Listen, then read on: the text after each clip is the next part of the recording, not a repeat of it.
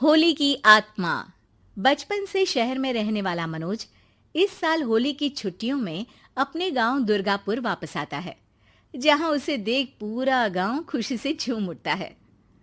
जब गया था तब इतना सा था और अब देखो कितना बड़ा हो गया है। हाँ सरपंच जी, जब मैं गया था तब आप भी बहुत जवान थे और अब देखो कितने बूढ़े हो गए हैं आप। चलो चलो बढ़िया है। बच्चा घर वापस आ गया। इसी खुशी में आज रात पार्टी होगी। क्या बात है, गांव में भी पार्टियां होने लगी। वैसे अगर पार्टी की बात है तो आज क्यों सीधा होली पार्टी करते हैं। होली पार्टी की बात सुन चहल पहल में अचानक सन्नाटा छा जाता है, जिसे देख मनोज को कुछ अजीब लगता है, लेकिन तभी सरपंच बात पलट देता है। अब बहुत देर हो गई, चलो सब अपने घर चलो, पार्टी के बारे में कल सोचेंगे।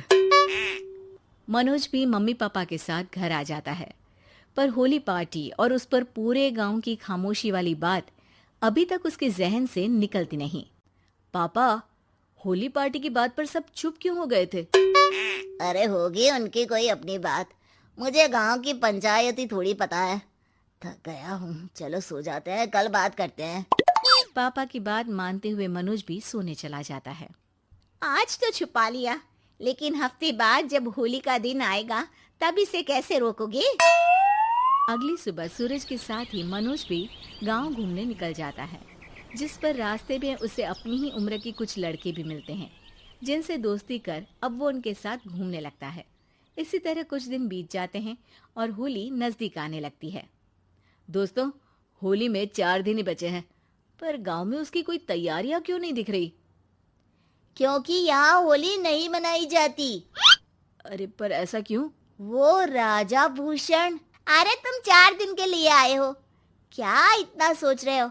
चलो कुछ खाने चलते हैं। इसी के साथ एक बार फिर होली की बात को टलते हुए देख मनोज को शक होने लगता है। वो घर पहुंचते ही इंटरनेट पर अपने गांव और राजा भूषण के बारे में जानकारी निकालने लगता है। क्या? मुझे आज तक ये नहीं पता था। ऐसा कैसे? किसी ने मुझे कुछ बताया क्यों नहीं?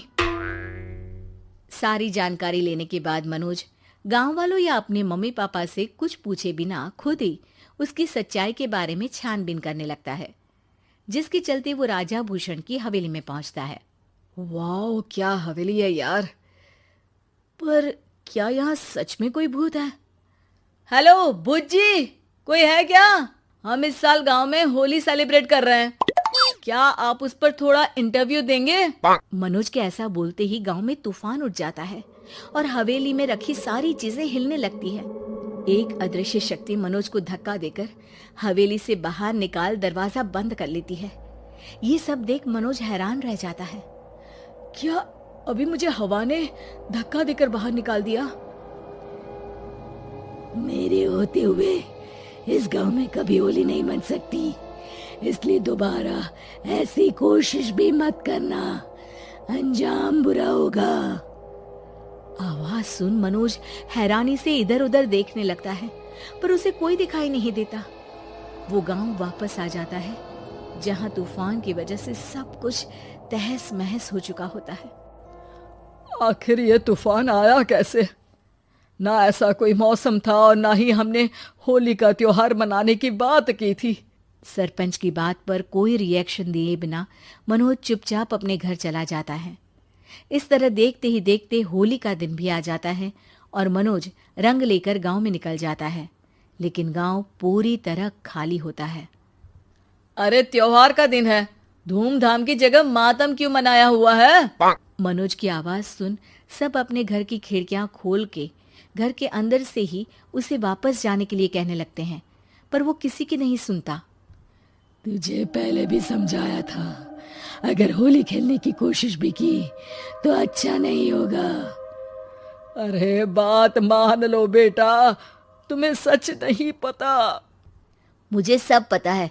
सालों पहले इस राजा ने एक अंधविश्वास फैलाया और आप लोग आज तक उसे मानते आ रहे हो। अरे बेटा, जब तुम पैदा भी नहीं हुए थे उससे भी बहुत पहले से इस गांव पर होली का श्राप है। अगर गांव में होली का त्योहार मनाया जाता है तो प्रलय आना पक्की बात होती है। राजा भूषण इस सब में नहीं मानते थे और त्योहार मनाने लगे, जिसके चलते होली वाले ही दिन पहले उनके बेटे की और फिर उनकी मृत्यु हो गई। तभी से गांव की रक्षा के लिए उनकी आत्मा उस हवेली में रह रही है। सबकी बातें सुन मनोज उलझन में पड़ जाता है। सोचना भी मत मनोज, अगर तुमने इस परंपरा को तोड़ने की कोशिश भी की तो उसका परिणाम इस गांव और गांव के लोगों के लिए अच्छा नहीं होगा। मुझे भी यकीन नहीं हो रहा कि आप लोग एक बेतुकी बात को मानकर सालों से रंगों के त्योहार को मातम की तरह मनाते आ रहे हो। मनोज किसी की कोई बात ना मानते हुए पूरे गांव में रंग बिखेर देता है, जिसके तुरंत बाद वहां तूफान के साथ बिजलियां गरजने लगती है। अचानक मौसम में ऐसा बदलाव देख जहां मनोज कंफ्यूजन में आ जाता है, वहीं गांव वाले डर से सहम जाते हैं।